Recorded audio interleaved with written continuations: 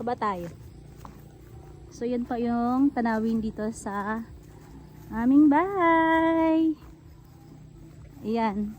Pag namasyal ka dito sa akin yan, yan lang naman ang dadaanan mo. Guys, malapit na po yung birthday ko. Invite ko kayo. Ito yung daanan, no. Yan. Dito lang naman kayo dadaan. Char lang po. Ayan. O, diba? Ay, hingal.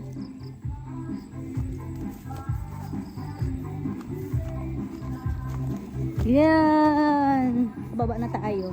Sa yung aming kulungan. Aming mga alaga. Silipin natin yung mga alaga namin. You know. Ay, nagulat sila. Sorry lang.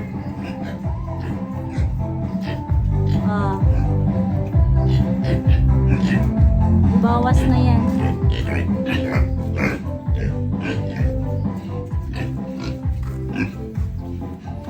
Dun sa kabila.